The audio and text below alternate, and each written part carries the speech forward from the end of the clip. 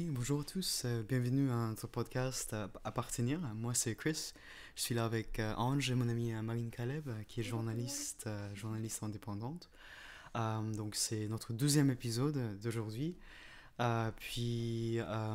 se présenter, cette émission vise à nous faire dialoguer sur les métissages, les impuretés, les nomadismes, les bricolages identitaires qui nous façonnent. L'idée de départ, en fait, l'idée derrière ce podcast, ça part de quelque chose de très personnel. Moi, je suis journaliste indépendant, originaire de Manille. J'ai eu un parcours migratoire qui m'a amené à Montréal, au Québec, au Canada. Et puis Ange aussi, lui, il est artiste aussi, spécialiste en jeux de vidéo.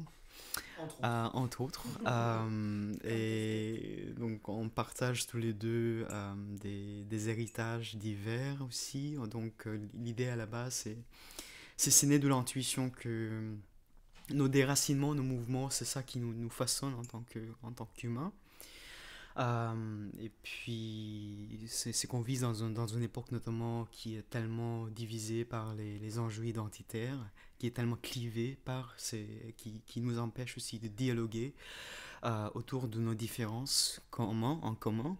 Donc l'idée de ces podcasts, c'est de créer un espace de dialogue, d'échange, de débat aussi, et de réflexion autour des enjeux identitaires, aussi religieux et plusieurs d'autres thématiques.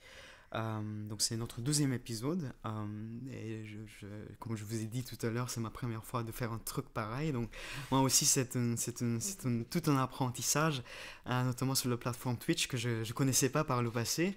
Et justement c'était Ange qui m'avait inspiré à finalement me lancer dans cette démarche. Je laisse Ange aussi se présenter. Oui, bon, Nous, tu m'as déjà présenté, puis bienvenue à ceux qui nous regardent. Si quelques personnes nous regardent, ça a l'air assez calme.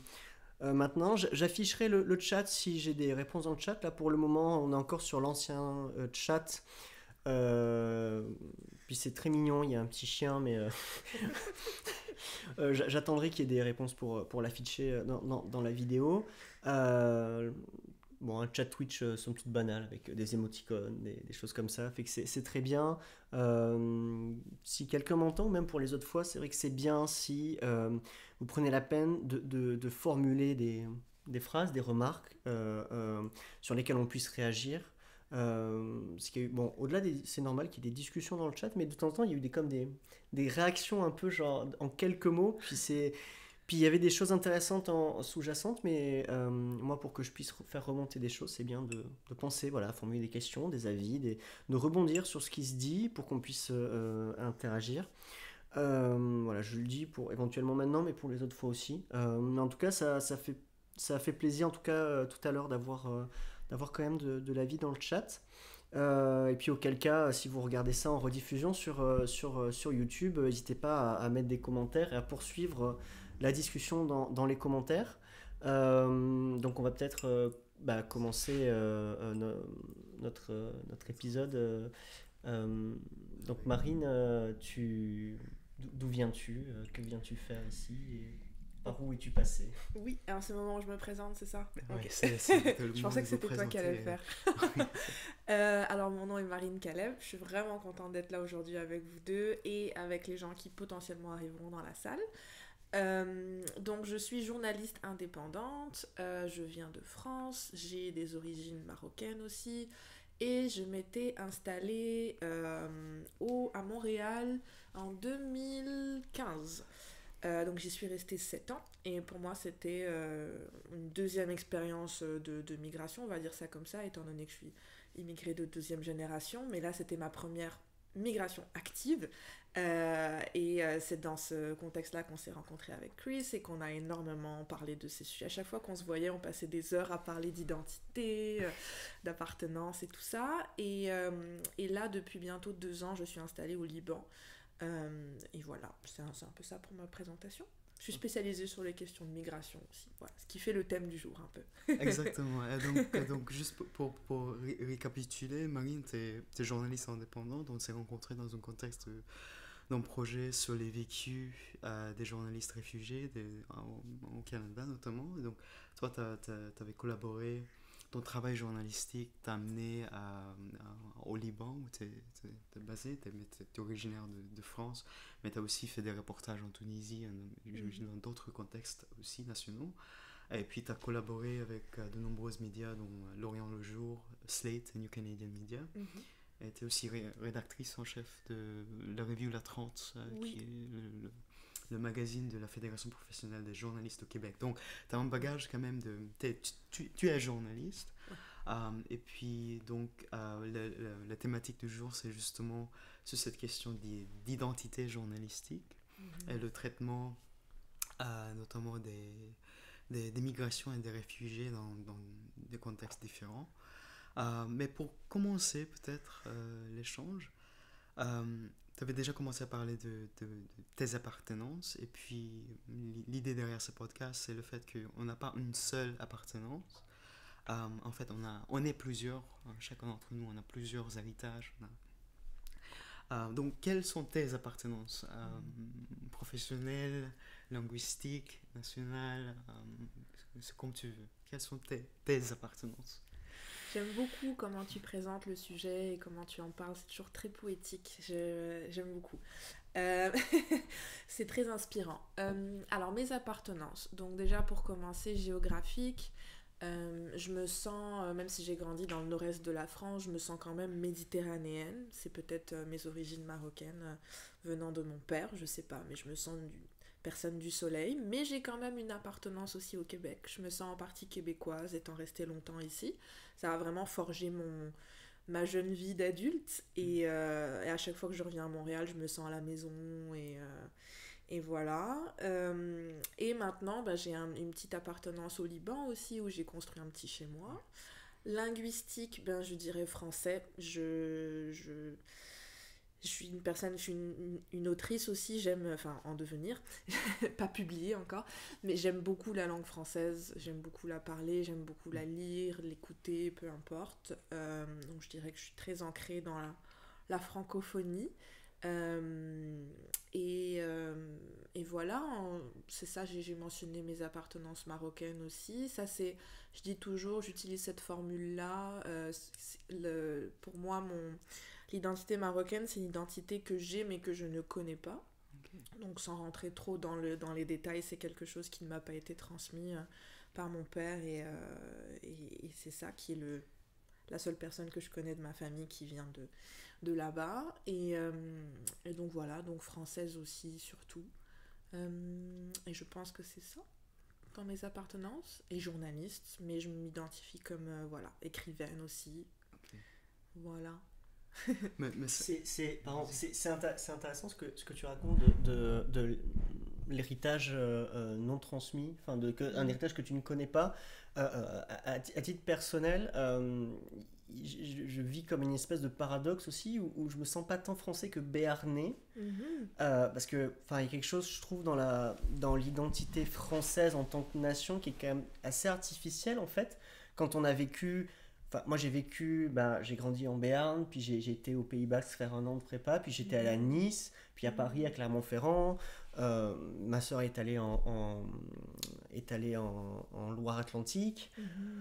On a vu un peu différents endroits de la France, puis il y a quelque chose, mais même sans y aller, en fait, on sait que en Bretagne, il y a une culture bretonne qui est très forte, puis le sud-est qui est très méditerranéen, puis le Béarn avec la culture plus... avec les Landes, les courses hollandaises, le côté très proche de l'Espagne, puis le Pays Basque qui est quand même assez...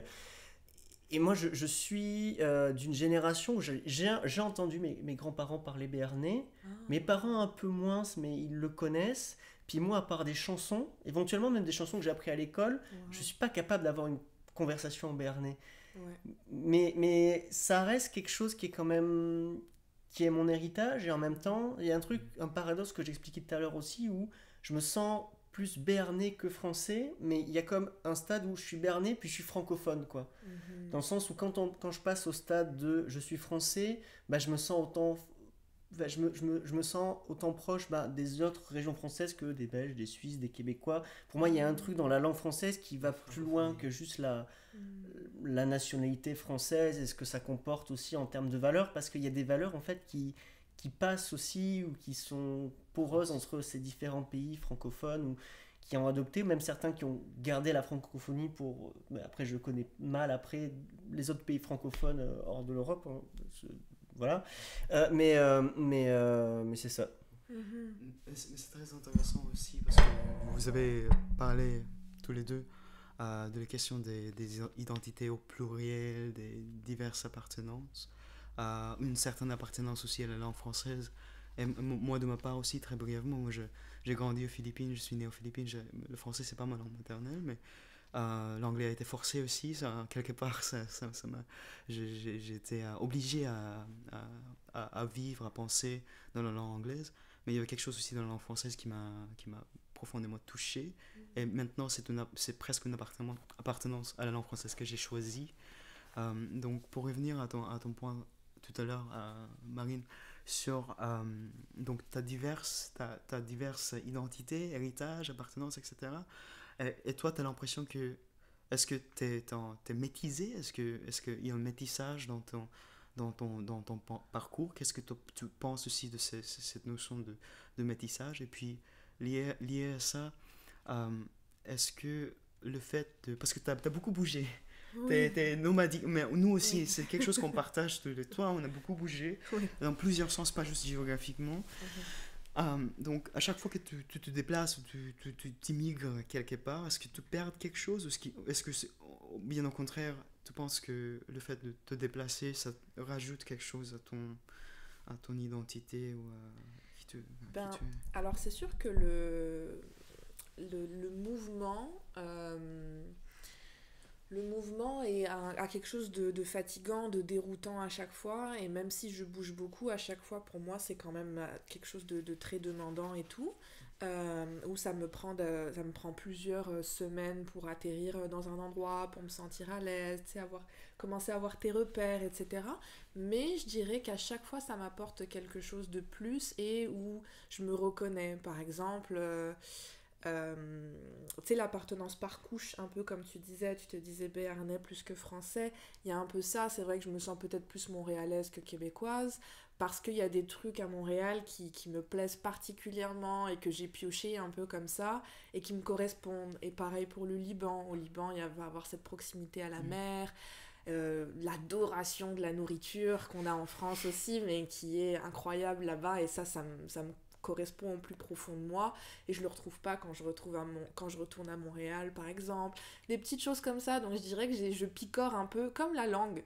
Et c'est ça que j'essaie de faire quand j'écris plus de la fiction ou de l'autofiction, pas dans mes articles journalistiques, parce qu'on peut pas, c'est très cadré, mais j'essaie de mettre un peu de toutes ces langues-là, un peu d'expression québécoise, française, arabe, etc. Et parce qu'en finalement, c'est la richesse de la migration, du mouvement et tout ça, et au final, c'est ça qui fait que je suis complète, mais c'est ça aussi qui fait que dans chaque endroit où je suis, il y a quelque chose qui me manque. C'est un peu ce sentiment de jamais être complètement chez soi. Après, je m'en plains pas du tout pour l'instant, peut-être que ça va venir. Mais c'est ça, je dirais que c'est plus un puzzle ou un patchwork, quelque chose comme ça, pour l'instant. Et par rapport à ta locution du français, est-ce que tu as senti que tu as été sensible, on va dire, à une transformation de ta manière de parler le français au Québec, ou pas tant que ça? J'ai l'impression qu'il y a des gens qui y sont plus ou moins poreux. Puis moi j'observe aussi dans mes études des gens qui commencent à choper comme une espèce d'intonation un peu du français au Québec. Ouais. Qui parle un peu comme ça là, Oui. des choses un peu particulières qui sont pas l'accent québécois mais qui quand même Oui. Qui s'en approche. Oui, c'est vrai, j'avais remarqué ça aussi en arrivant. des amis internationaux, bah, c'est vrai que surtout français, on rencontre un peu les gens de notre communauté quand on arrive au début. Et j'avais une amie française qui, ça faisait peut-être 3 4 ans qu'elle était là et elle avait déjà un accent qui pour moi était 100% québécois, pour les Québécois qui ne l'étaient pas évidemment. Alors que d'autres personnes que je connaissais qui étaient là depuis le même nombre d'années, qui étaient restées strictes sur leur parler français de France. Et moi je dirais que j'ai plus un mix. Ça dépend, le code switch, je sais pas si vous êtes familier avec ça, le code switcher, c'est comme tu vas pas parler de la même manière en fonction de ton interlocuteur. Donc avec tes parents, j'imagine que tu parles pas de la même manière qu'avec un ami québécois par exemple, ou des choses comme ça.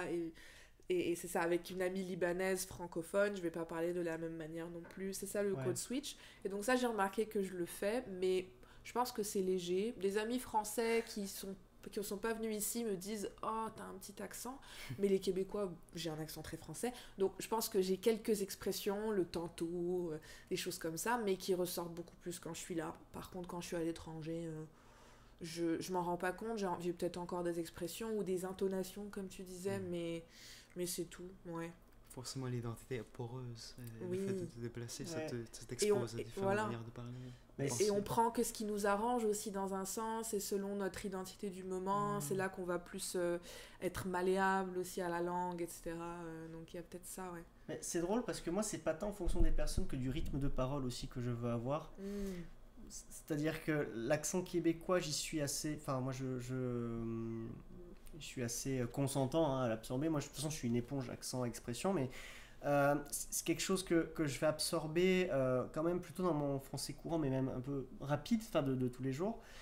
Par contre, si je commence à vouloir articuler, là tout de suite, c'est le naturel qui revient au galop. Ouais. Puis c'est plus dans mon rythme de parole en fait que plus qu'en fonction de l'interlocuteur. Enfin, ok, intéressant. Et donc Marine, pour revenir à ton point tout à l'heure, donc t'as beaucoup bougé, donc t'as erré déjà, t'es allé dans plusieurs endroits dans le cadre de tes reportages, et puis toi t'es spécialisé en enjeux migratoires, des questions de réfugiés et tout ça. Est-ce que tu pourrais, est-ce que c'était ton vécu qui t'a inspiré à te concentrer sur cet enjeu-là, ou qu'est-ce qu'il y a dans ton vécu qui t'a apporté un certain regard sur la manière dans laquelle tu fais tes reportages? Est-ce que c'est ton vécu qui a forgé ça? En fait, j'en ai de plus en plus l'impression, avec le temps, c'est vrai que je le réalisais pas avant, à quel point cette identité que j'ai immigrée de deuxième génération en France m'a forgé en fait. Je le réalise peu à peu, mais je pense que oui, j'ai toujours été super intéressée en France par la question des minorités, des réfugiés, enfin plus des immigrés je dirais. La question des réfugiés, je dirais que non pas qu'elle m'intéresse pas du tout, mais je trouve tellement un sujet énorme et grave, etc. Pour l'instant, j'ai encore plus de timidité à l'aborder, on va dire, que ce soit ici, en France ou au Liban. Mais ouais, en France, j'ai toujours été intéressée par ça, les discriminations raciales, les injustices, ce genre de choses. C'est des sujets qui m'ont toujours beaucoup animée, mis en colère. Et moi, je sais pas si c'est une bonne chose ou pas, mais c'est la colère qui me motive en fait. Voilà, c'est mon envie je dis toujours que par le journalisme je vais essayer de changer le monde. Oui. Je sais que je le ferai pas, mais c'est ça qui me motive à chaque jour de me lever et de me dire je vais faire ma part du travail. Et donc mon vécu m'a probablement donné inconsciemment, complètement inconsciemment, depuis que je suis au collège-lycée, donc depuis que j'ai 11 ans, quelque chose comme ça, oui. C'est ça, une appétence pour travailler sur ces sujets, et je sais pas, tranquillement, au fur et à mesure des opportunités, j'ai fini par me spécialiser là-dedans un peu sans m'en rendre compte. C'est une amie journaliste qui a un jour dit, en parlant de moi, que j'étais une journaliste spécialisée sur la migration, et j'étais genre, ah ben oui, c'est moi. C'est là que j'ai mis le mot.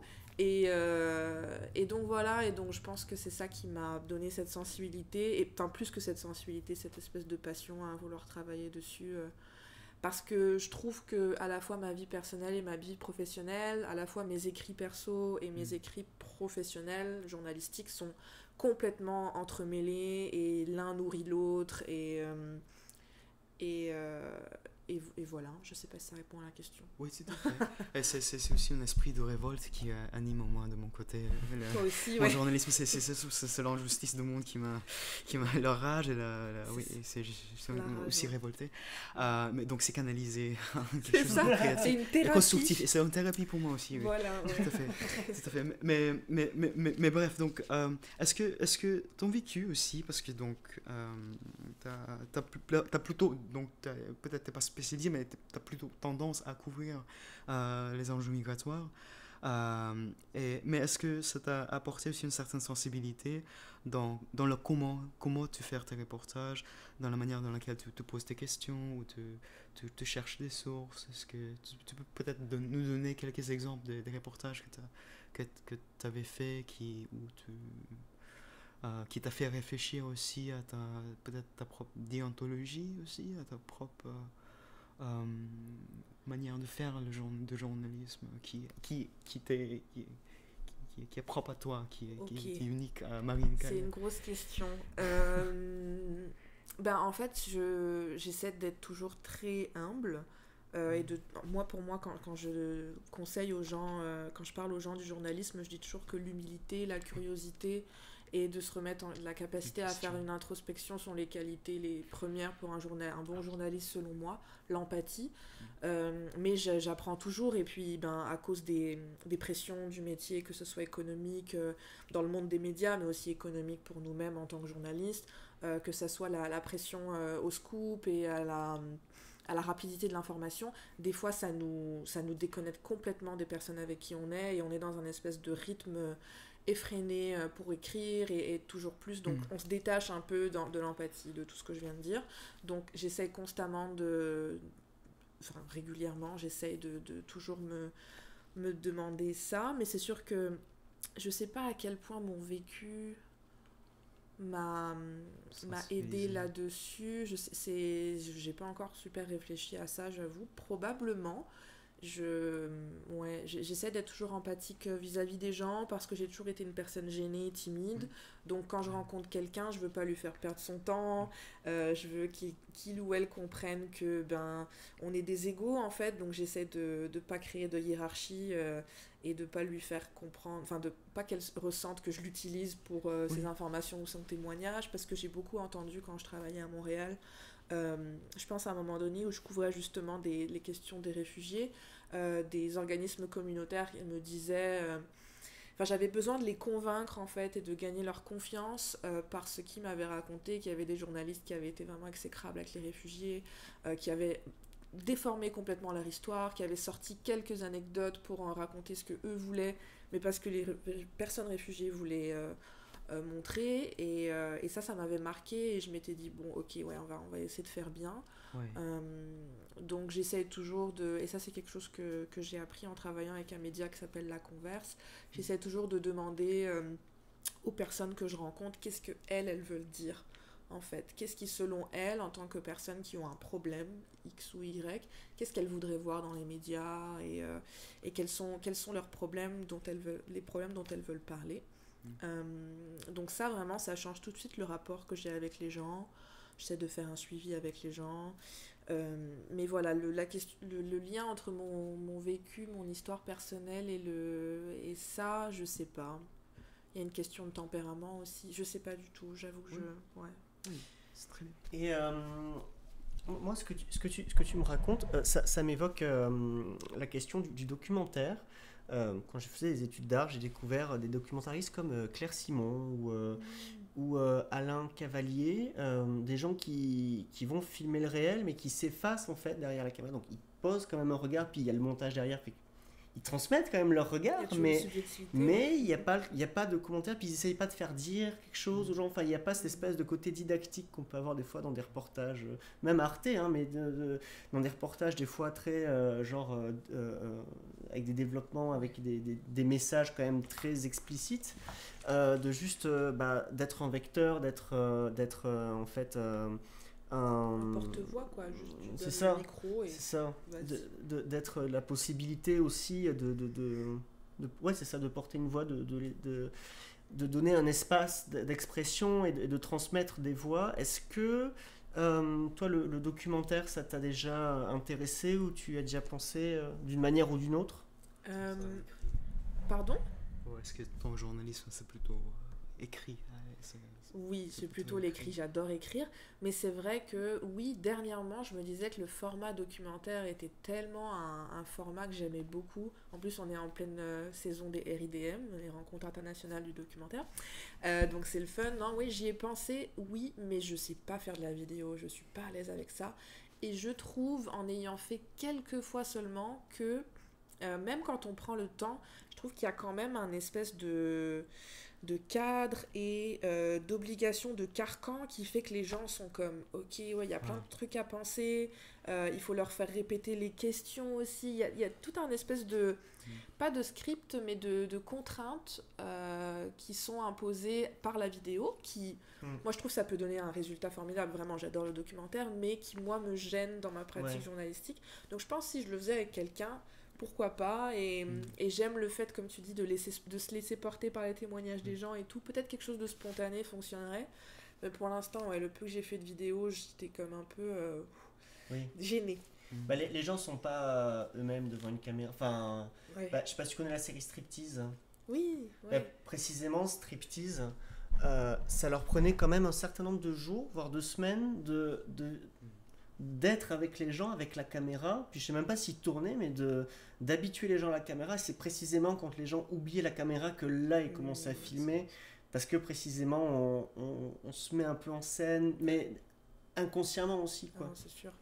Mais- C'est sûr. Et juste pour tout petit truc qui me faisait penser à ce que tu disais tantôt, dans cette idée de spontanéité et de laisser aller, moi c'est souvent quand je fais une interview, une entrevue, j'aime laisser des blancs en fait. Et je prends des notes, donc des fois je dis toujours, enfin je préviens que je prends des notes, et donc ça laisse un blanc.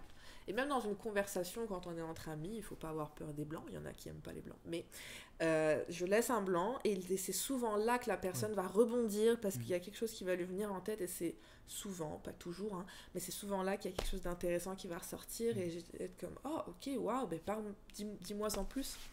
Et donc c'est ça, c'est dans cette spontanéité, le temps laissé, qu'on trouve, enfin je sais pas, oui, qu'on laisse la place aux gens pour de vrai, et qu'on fait porte-voix, quoi. Pardon, je t'écoute. Donc nous, c'est l'écoute et le silence peut-être qui permet de genre. Mais tout à l'heure, tu avais dit aussi que tu t'es mis à écrire la fiction. Est-ce que c'est la poésie? Est-ce que c'est le roman? Quelle forme? Est-ce que tu t'écris sur quel sujet? Dans ta fiction. C'est plus de l'autofiction en ce moment, et des poèmes, parce que c'est ce qui sort. J'ai envie de dire, là j'essaie de structurer un projet de roman justement sur l'identité, sur ce trou d'identité que j'ai et tout ça, et mais c'est un projet de longue haleine, et c'est très difficile pour moi d'écrire long. J'ai écrit de la fiction en plus fantasy quand j'étais plus jeune aussi, j'avais un projet de roman fantasy avec tout un univers et tout, c'était trop compliqué. Mais là, voilà, ce sur quoi j'écris, c'est des poèmes surtout. J'écris beaucoup sur ma haine des hommes. Vraiment, j'ai un espèce d'élan féministe en ce moment, et ça vient par vague. D'accord. Mais ça a été le sujet de beaucoup de mots, et en ce moment sur mon rapport à mon corps, à la maladie chronique, la fatigue chronique, et ouais, mon rapport à mon corps qui a toujours été pour les autres un peu, et donc là que je me réapproprie dernièrement, ça m'inspire beaucoup, la maladie et tout ça, donc toujours lié aussi le corps avec le corps féminin, quoi, ce que c'est d'avoir un corps de femme aussi dans nos sociétés. Donc voilà, c'est un peu ça, et toujours des questions d'identité, c'est sûr, mais ouais, c'est un peu les thèmes. Ouais. Donc ce qui inspire à la fois ton travail journalistique et même ta fiction, c'est une espèce de... Ouais. Pas de révolte, mais un certain... Oui, quand même, j'ai beaucoup de colère en moi. Oui, oui, pareil, c'est ça qui nous dit. Mais c'est quoi l'objectif aussi dans un travail de tes créations, de tes œuvres, ton travail, que ce soit travail journalistique ou fiction, c'est quoi le but? C'est quoi, qu'est-ce que tu aimerais Moi, mon but ultime, c'est si je peux aider une personne avec mon article, mon travail est fait. Si quand j'interviewe quelqu'un, cette personne me dit oh merci, ça m'a fait du bien de parler, ou une fois j'ai une personne qui m'a dit oh c'est génial, ça coûte moins cher que le psy de te parler. J'étais ça m'est arrivé aussi. Oui, toi aussi. Ben merveilleux, Ça c'est doit mon être travail est psychologue. fait et moi c'est tout ce que on n'a pas beaucoup de reconnaissance quand on est journaliste, je trouve, tu dois être d'accord avec moi. Alors, quand les gens me disent ça, ou quand j'ai des gens qui me disent oh, j'ai vu que vous travaillez beaucoup là-dessus, est-ce que vous pouvez peut-être écrire sur cette situation, etc. Là, je vois que mon travail est fait, et c'est ça qui m'inspire en fait et qui me donne de l'énergie à chaque jour. C'est vraiment ouais, aider les gens et pas forcément le plus grand nombre de personnes, mais juste une ou deux, ça suffit, je trouve, Ouais. en fait. Et est-ce que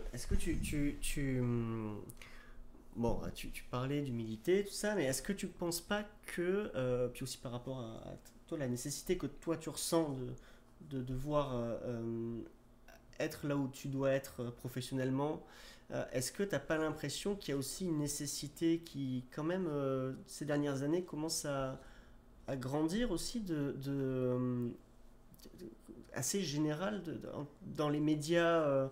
Moi, je pense en France, au Canada, je sais pas trop, mais j'ai vu qu'il y avait des fermetures aussi, d'avoir aussi des voix indépendantes qui continuent malgré tout d'exister.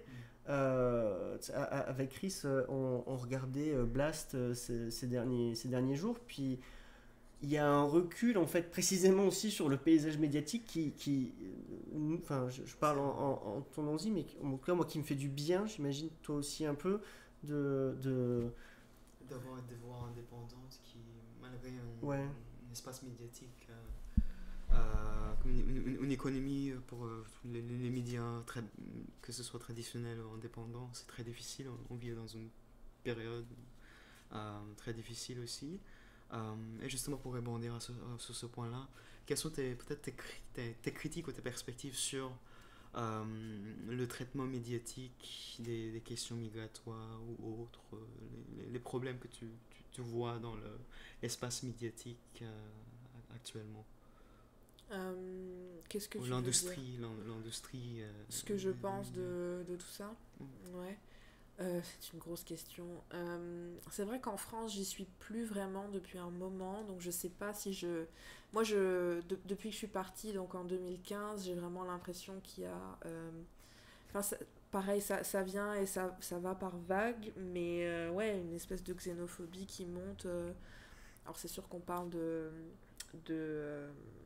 pardon, j'ai perdu le mot, mais pas d'antisémitisme, oui en ce moment, mais aussi de d'islamophobie. islamophobie. Merci, j'avais perdu le mot, qui est constante et qui est vraiment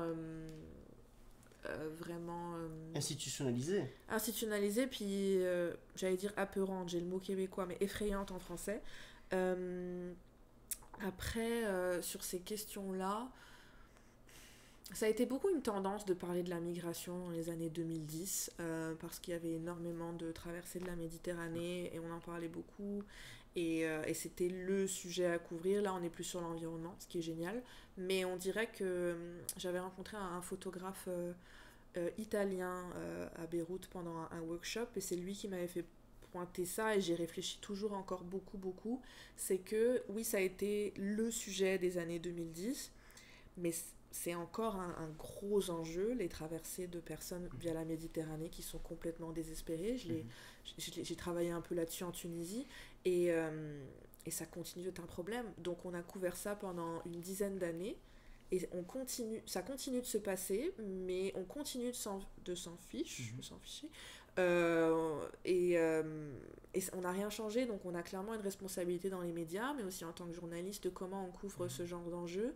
On continue à le couvrir peut-être d'une manière misérabiliste, d'une manière victimisante, je sais pas, ou plutôt en temps de crise, on va aller couvrir Calais, on va faire la traversée de la Méditerranée avec les gens, on va couvrir les arrivées, les gens qui sont bloqués à la frontière, on va beaucoup interviewer les politiciens là-dessus, sur la fermeture des frontières qu'on est obligé de faire pour protéger le peuple, surtout en période de crise comme ça, en des temps difficiles, il y a une peur de l'autre avec un grand A qui revient constamment et qui n'est pas d'hier.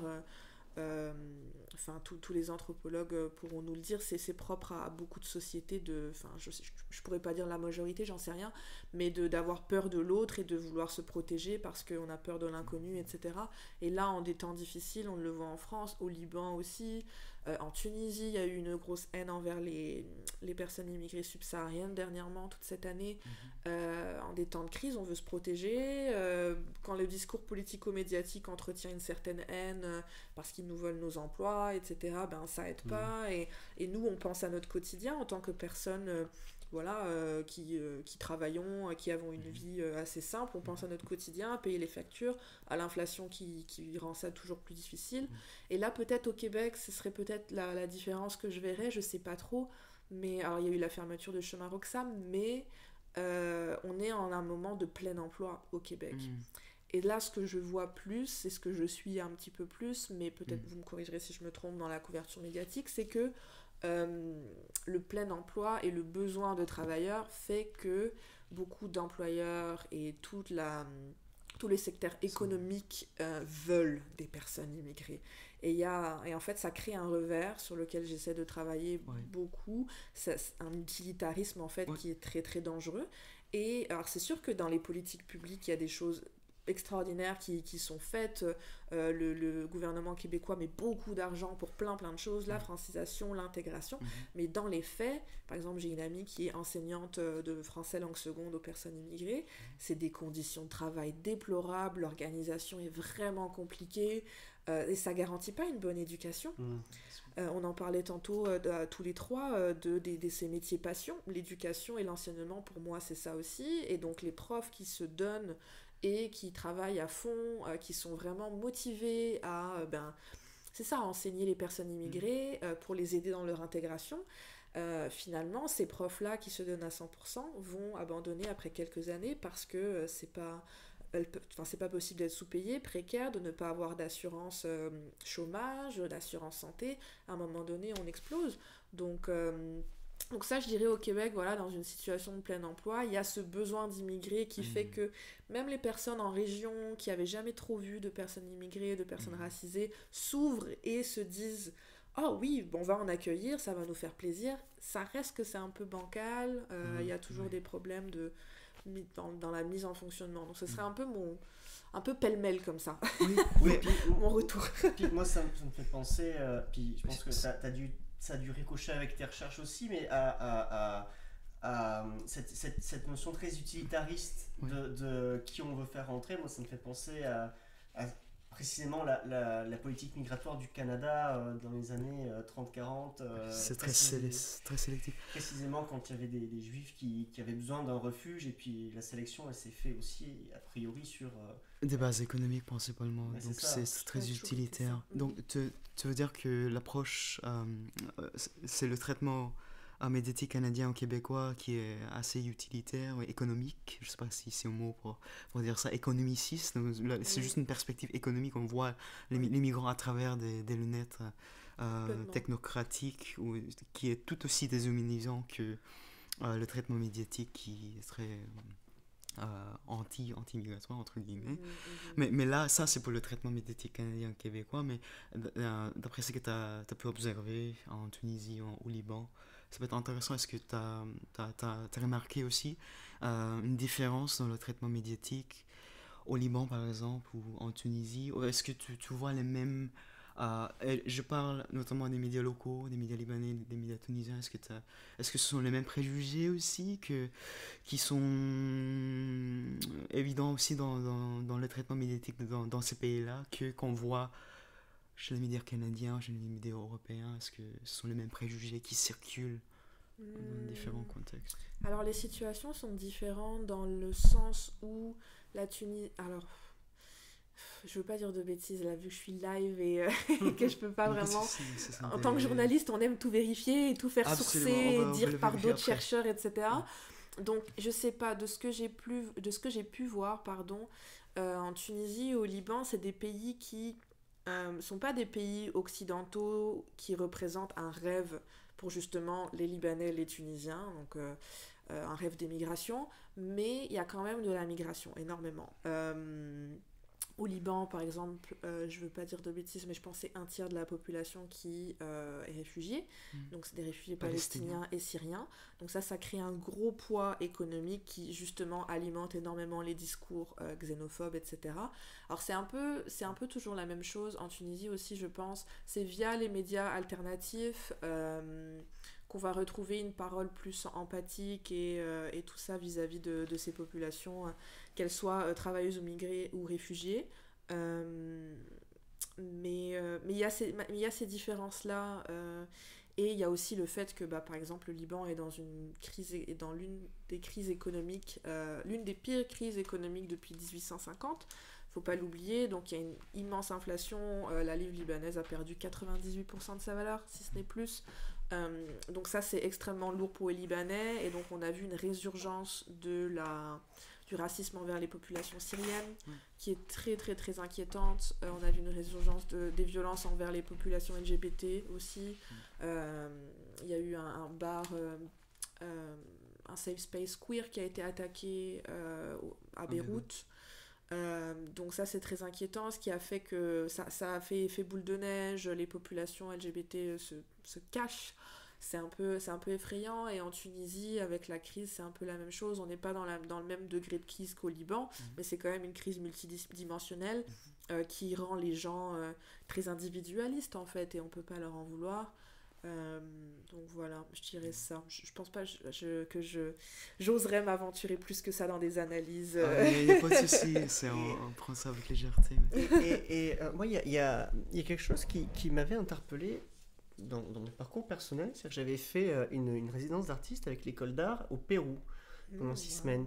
Et est-ce que tu es au courant un peu de ce qui se passe en Amérique latine depuis quelques années Pas du tout. Non, désolé. Eh ben, justement, quelque chose que... Enfin, on n'avait pas anticipé, on savait pas, nous, parce qu'en fait, c'est pas couvert vraiment en France ou ici. Enfin, c'est que, en fait, dans toute l'Amérique latine, il y a d'énormes migrations de Vénézuéliens. Parce qu'il y a eu comme un effondrement du Venezuela économique qui fait qu'il y a beaucoup de migrants. Puis nous on l'a su notamment parce que on a eu des remarques, notamment des chauffeurs de taxi qui nous expliquaient que oui, ces personnes-là, c'est des Vénézuéliens, qui nous disaient grosso modo que c'était plus ou moins des délinquants, que c'était pas des bonnes personnes. Enfin, il y avait une espèce de xénophobie des Vénézuéliens qui transparaissait. Puis du coup, c'était intéressant de rencontrer des Vénézuéliens parce que des fois, il y avait aussi des Vénézuéliens notamment Pedro Agudo qui est violoncelliste, qui lui était dans un orchestre, il était partout dans le monde parce qu'il y a beaucoup de musique en fait au Venezuela. Puis là, il se retrouvait à jouer du reggaeton à Barranco. Enfin, c'était compliqué. Mais c'est ça, il y a tout ce sujet des migrations, mais qui touche pas que le Pérou apparemment, mais vraiment toute l'Amérique latine. Okay. Dont on parle pas, dont on connaît pas. Est-ce que ça nous concerne pas du tout, ou qu'est-ce que tu en penses de ça? Médiatique peut-être. Et aussi c'est intéressant parce que ça touche sur une question. C'est comme si la xénophobie c'est quelque chose d'universel, et puis on le voit peut-être dans des contextes différents pour des raisons différentes, mais au moins c'est mon impression, et je suis pas non plus un expert, mais c'est une espèce de repli sur soi qui se généralise partout dans le monde à cause des crises aussi, comme tu dis, en Tunisie avec un gouvernement de plus en plus autoritaire, au Liban avec la crise qui durait depuis si longtemps, en Amérique latine aussi. Donc il y a cette espèce de crise sur crise qui génère, qui alimente cette xénophobie. Mais oui, pour te répondre, c'est très vrai ce que tu dis. Pour te répondre, en effet, on a une espèce de myopie médiatique qui fait que on va couvrir certains pays, mais d'autres, ça va être compliqué. Et en effet, moi, l'une des raisons pour lesquelles je n'y connais absolument rien en Amérique latine, c'est que je viens du nord-est de la France. J'ai pris allemand en langue seconde parce que on se disait que j'habite à côté de l'Allemagne, donc ça va être plus utile, mais je me projetais pas dans le futur. Alors j'ai jamais appris l'espagnol, je me suis jamais intéressée à ces zones-là, et même si je lis les médias, c'est pas quelque chose qui est beaucoup couvert. Donc en effet, et c'est vraiment dommage parce que je pense qu'on a beaucoup à apprendre de ces pays-là sur plein de sujets. Même sur les sujets LGBT, je sais il y a beaucoup plus de... Enfin, il y a beaucoup de militants et de militantisme là-bas, trans, enfin queer en général en fait. Et sur l'immigration, pareil. Donc non, mais c'est ça. Et moi, en tant que journaliste indépendante, je le vois, même en étant au Liban, le Liban qui a un fort lien avec la France, très très fort, dû au colonialisme, hein, mais aussi maintenant encore à des intérêts économiques, etc., et politiques, c'est incroyable. Malgré tout, j'ai du mal à vendre à des médias français des articles là-dessus qui changent de l'ordinaire, qui changent d'une couverture vraiment apocalyptique et très misérabiliste en temps de guerre, etc. Si tu veux couvrir des enjeux, on va dire, normaux avec des gros guillemets, comme justement j'aime bien couvrir les enjeux qui touchent les femmes au Liban aussi, c'est ma deuxième spécialité un peu que je développe. Ben, je vais me faire dire que c'est des sujets qui se retrouvent partout dans le monde, donc pourquoi en parler au Liban? Il faut toujours un espèce de sensationnalisme et de caractère spécifique en fait qui va faire que ah waouh, ça c'est du jamais vu, on va le prendre. Mais sinon, si c'est ben oui, la situation des femmes, en fait le patriarcat il est partout, hein. Donc la situation des femmes elle va être difficile partout dans le monde. Donc oui, au Liban aussi elles ont des problèmes de déplacement et de transport comme dans plein d'autres pays, mais c'est pas une raison de pas en parler en fait. Et ça c'est très difficile de sortir de cette myopie là de il faut qu'on couvre juste tel sujet parce qu'on suppose que c'est ça qui fait vendre, et etc. Il y a ça aussi, peut-être qu'il y a ça, c'est une idée qui me vient, c'est peut-être la présence d'une diaspora d'Amérique latine en France qui est moins forte peut-être, je sais pas. Parce que des fois, c'est ça qu'on me sort comme excuse. Au Canada, on va beaucoup parler de l'Ukraine, justement. L'Ukraine a beaucoup, la guerre en Ukraine a beaucoup fait parler d'elle parce que il me semble que c'est la plus grosse diaspora au Canada, ou je me trompe pas. Je Des crois que gens je me trompe. d'héritage. Oui. Ouais, mais il y a une grosse diaspora ukrainienne au Canada, donc c'est aussi ça qui a fait une émulation. Donc peut-être qu'il y a ce lien aussi de diaspora. Oui, mais enfin, au Québec, en tout cas, on croise aussi beaucoup de Mexicains, de Colombiens, des Péruviens, je n'ai pas rencontré vraiment beaucoup, mais Ok. c'est beaucoup de Mexicains quand même, pas mal, mais il y a des travailleurs migrants qui C'est vrai. sont Ouais, c'est vrai. recrutés en Amérique latine aussi. Oui, ça c'est un gros C'est enjeu vrai. aussi. Et même des réfugiés qui sont accueillis. Le Canada, je sais plus combien ils voulaient en accueillir, mais plusieurs milliers, enfin soutenir des personnes réfugiées en Amérique latine, ouais. Ouais. En effet, je sais pas, mais ça m'étonne pas. Ouais. Euh, D'après ce que tu as constaté dans le... Par exemple, donc, est-ce que tu as des exemples peut-être des médias au Liban, au Québec, en France, ou qui couvrent les enjeux migratoires de façon plus... Je sais pas, parce que tu as parlé de fait tout à l'heure, on a tendance aussi à victimiser les personnes migrantes, comme si on les on enlève leur agentivité, puis c'est comme si on les traite vraiment d'une certaine d'une façon très déshumanisante ou d'une perspective victimaire. Est-ce que tu as des exemples, peut-être des reportages, peut-être des reportages toi que tu as fait, qui sortent de ce genre de traitement médiatique qui est problématique, qui parle par exemple des enjeux structurels, qui parle de pourquoi et de comment, et pas juste de... Si, je sais pas si tu comprends ce que je veux dire. Quand on couvre les enjeux migratoires des réfugiés, on se focalise sur, je sais pas, la réfugiée en tant que victime, et on ne parle pas les choses qui se passent dans leur pays d'origine, les problèmes structurels, les inégalités, etc., etc. Ben, des exemples de médias, c'est ça? Ou des exemples ou des reportages. De reportages. Alors je dirais que les reportages et les articles, il faut bien tomber. Il faut les chercher parce que même dans des médias qu'on pourrait penser très mainstream, on va quand même pouvoir trouver des fois des pépites écrits par des super bons journalistes, etc. Donc là, j'ai pas d'idée en tête, mais je pense aller vers les médias alternatifs et communautaires, déjà, c'est une bonne chose. Je pense à des médias ici comme La Converse, justement, New Canadian Media, qui est un média écrit par et pour les immigrés au Canada, anglophones et francophones. Ça, c'est selon moi des médias qui font la différence et qui sont des médias avec lesquels je collabore.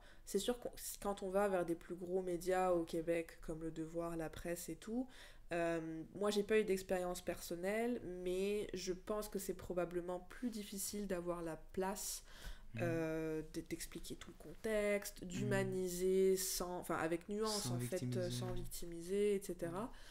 J'essaie de réfléchir à d'autres. Si vous avez des trucs pour rebondir, comme ça je peux réfléchir à des idées de médias. Mais en France, je sais qu'il y a il y a tout un groupe de médias libres, indépendants, je sais plus c'est quoi, dont. En fait, il y a Basta qui en fait partie, Reporter, Politis, tout un espèce de groupe de médias alternatifs et indépendants, en fait, qui font une couverture vraiment différente. La Revue 21, bon, le monde diplomatique, c'est plus géopolitique, mais n'empêche que ça donne une bonne couverture des enjeux aussi. Des médias comme ça. Slate aussi a des pépites des fois. Les États-Unis. Oui, il y a une version française Ouais, aussi. version française. Ouais, c'est ça. Puis il y a par exemple là, bon, il y a Blast qui est très jeune, Oui. il y avait le Média, mais bon, c'est encore autre chose, mais il y a aussi Mediapart qui je sais plus comment je crois qu'ils ont racheté leurs actions, enfin, en tout cas c'est les journalistes qui sont eux-mêmes actionnaires du média. Il y a eu toute une entente qui a été faite avec les actionnaires historiques du journal pour céder les actions Ok. pour Dernièrement il y a quelques années maintenant déjà, justement pour garantir leur indépendance, justement. Moi aussi, Euh, un modèle coopératif. Ouais, c'est ça. non, Mediapart, c'est vraiment. Enfin, je me rappelle, ça faisait quelques années, ça faisait peut-être, je sais plus, quelques années, ouais, qu'ils étaient nés, et on en parlait à l'université quand j'étais en France en 2011-2012, on en parlait comme un modèle indépendant et alternatif réussi, quoi. Ils avaient eu un modèle économique, ils s'étaient tenus à ça, et ça avait marché. Et enfin, c'était vraiment. Et ça l'est encore, enfin, c'est un média incroyable, et qui a une super bonne couverture de. À chaque fois que je lis quelque chose, c'est toujours pertinent, quoi. Ouais, juste pour petit aparté sur des médias comme Mediapart ou Blast. Souvent, c'est des médias en plus qui sont attaqués en justice par des Bernard-Henri Lévy, par des ministres, peu importe. Enfin, et je pense qu'il y a comme une confiance que j'ai particulièrement en ces médias, précisément parce que ils peuvent pas se permettre en fait d'être approximatifs. C'est très vrai. Précisément parce qu'ils sont indépendants et parce qu'ils n'ont pas des gros soutiens, ils n'ont pas Bolloré derrière qui est capable de supporter les amendes. S'ils font une erreur et qu'ils se font avoir en justice, ils peuvent vraiment, ça peut leur coûter C'est le vrai. média, quoi. C'est vrai. Mais c'est intéressant aussi. Donc, j'imagine que tu collabores aussi avec les médias libanais ou les médias tunisiens par le passé. Est-ce que Très peu. Très peu pour l'instant. il y a un écosystème de médias indépendants aussi, j'imagine, dans ce contexte-là. Oui, il y en a. Mais moi, étant donné que j'écris surtout en français, Ah, en français, ok. c'est un peu plus difficile. Il y a L'Orient le Jour, par exemple, mais au Liban, les médias sont toujours un peu préaffiliés à des partis politiques ou à des appétences politiques, on va dire, et religieuses. Donc, voilà, est-ce qu'on peut parler d'indépendance? Je sais pas trop. Mais ça reste qu'il y a des très bons médias et surtout régionaux aussi. Enfin, quand on veut s'intéresser à une région, je pense qu'il faut regarder les médias régionaux qui sont souvent écrits en plusieurs langues. Et dans la région Swana, comme on l'appelle maintenant, donc Afrique du Nord et Moyen-Orient, on dit plus vraiment Moyen-Orient, mais Proche-Orient, il y a des médias comme The New Arab, Middle East Eye, des médias comme ça, en plus qui travaillent beaucoup avec des pigistes, donc moi j'ai pu travailler avec eux. New Humanitarian, Equal Times, certains ont des versions en français aussi, mais beaucoup anglais et arabe. Et donc ça c'est des sources vraiment, des très très bonnes sources, je dirais, en tout cas pour la région là. En Tunisie, il y a des médias aussi indépendants, je pense à Inkifada, que j'aime beaucoup. Ils ont même un podcast, c'est une belle équipe, très jeune, très motivée. Elles sont vraiment, pour celles que je connais, elles sont vraiment chouettes. Et voilà. C'est-à-dire, il y a un engouement aussi dans ce pays-là, comme au Québec ou en France, j'imagine, pour les médias indépendants, plus fraîches, plus jeunes. J'imagine Plus que c'est le jeunes, même ouais. engouement pour... Vraiment. Bah oui, qui sont aussi plus sur les réseaux sociaux. Je sais que L'Orient le Jour, maintenant, ils ont une version au Liban. Ils ont une version aussi anglophone qui s'appelle L'Orient Today. Et ils sont beaucoup sur les réseaux sociaux. Moi, je sais pas vous, mais moi, je regarde beaucoup l'information sur Instagram. Et pas sur TikTok, mais sur Instagram. Et donc, il y a énormément de contenu dessus. Et ils s'y sont mis. Ouais, c'était pas français. Mais ouais, donc oui, je pense qu'il y a une appétence de plus en plus parmi les jeunes, voilà, d'avoir confiance en des médias comme ça plutôt qu'en des gros médias. Même si, en tant que journaliste, je pense qu'il y a quand même toujours des super bons journalistes dans les rédactions, mais que malheureusement, c'est difficile pour eux de faire leur travail bien tous les jours ou pas, ou alors ils sont avalés par l'espèce de pression à écrire beaucoup et tout. Et c'est pas parce qu'un média... on n'aime pas un média qui est proche d'une certaine couleur politique que dans la rédaction tous les journalistes sont comme ça, que les pigistes qui travaillent pour eux vont forcément être comme ça et vont forcément avoir peut-être un regard raciste sur l'immigration. C'est pas toujours vrai. Absolument. Ouais, donc c'est ça. D'ailleurs, tu me dis que tu t'informes pas mal sur Instagram. Je sais pas s'ils se sont mis à jour comme à Facebook, mais vu que c'est vu que c'est Meta aussi, ça m'étonnerait pas. Toi, t'es revenu là à Montréal comme il y a une semaine, même pas, quelque chose comme ça. Est-ce que tu as été confronté à la censure de Facebook, des médias? Tu es au courant de ce qui s'est passé? Oui, je suis complètement au courant. Oui, on l'avait couvert dans le magazine Le 30, qui est le magazine des journalistes du Québec. Mais écoute, tu pointes un bon point. Est-ce que je l'ai vu? Eh ben peut-être, parce que c'est vrai que je voyais plus vraiment de contenu médiatique. Après, tous les médias canadiens ont arrêté de poster sur les réseaux sociaux, sur Facebook et Instagram. Donc déjà avant, il n'y avait plus de ces contenus-là. Mais des autres médias que je suis, j'ai un doute là. Peut-être. Précisément, moi je me suis rendu compte que des gens que je suis, des amis français ou quoi, qui partagent des articles, je peux plus les voir, que ce soit Le Monde, Le Courrier, peu importe, les médias, tous les médias en fait au Canada sont censurés, qu'ils soient canadiens, français, peu importe. Et je m'en rends compte parce que les pages n'apparaissent plus, donc je peux pas le voir. Par contre, quand c'est des amis qui partagent des liens, là je me rends compte que... Et juste pour contextualiser, pour les gens qui ne connaissent pas ce qui s'est passé, c'est... tu vas me corriger si j'ai fait une erreur, mais c'était une riposte de la part de Meta, qui est l'entreprise à laquelle appartient Facebook, Instagram, WhatsApp, etc. C'est en riposte de Meta à la loi canadienne C-18, qui est censée contraindre ces entreprises-là à partager une part de leur revenu publicitaire avec des médias canadiens. Et donc la réponse de Meta, c'est de retirer tous les contenus médiatiques produits par, notamment, d'après ce que j'ai compris, c'était juste les médias canadiens, mais apparemment ça affecte aussi les médias internationaux. Donc si tu essaies de t'informer sur les réseaux sociaux et tu es au Canada et tu n'as pas de VPN, donc c'est plus possible. Tu ne vas pas voir. Donc c'est très problématique. Serait-ce que c'est la question ça va laisser un vacuum pour les fausses nouvelles, les désinfos, etc. Mais c'est pas forcément le sujet de truc. Non, mais c'est vrai que vous pourriez en faire une émission. Oui, on peut faire. Je sais pas à quel point ça rentre dans l'appartenance, mais... moi, du coup, il me reste plus que les mêmes pour m'informer. Ouais, ce qui était déjà le cas. Hein. Je voyais d'abord les infos sur Nurshid même d'actualité avant de voir l'article, mais peut-être pour faire en lien très, très, très, très... Donc, les réseaux sociaux, notamment dans la région que tu connais bien, en Afrique du Nord, où il y a le printemps arabe, au Liban, on a vu aussi le potentiel émancipateur des réseaux sociaux. Et maintenant, est-ce que c'est toujours le cas ou c'est plutôt les réseaux sociaux? C'est encore une fois une grande question peut-être pour une analyse politique. Oui, à chaque fois c'est des idées d'articles. À chaque fois je me dis il faudrait que je fouille avec des gens qui m'expliquent tout ça. Écoute, c'est une bonne question. Parce que ça reste cette potentiel émancipateur des réseaux sociaux en Tunisie, au Liban, c'est toujours là ou c'est plutôt... J'essaie de réfléchir, mais je trouve que oui, quand il y avait eu la Thawra, donc c'est le mot arabe pour dire révolution au Liban, c'était en 2019, je pense que c'était beaucoup parti par les réseaux sociaux. Je trouve qu'au Liban, il y a une espèce de...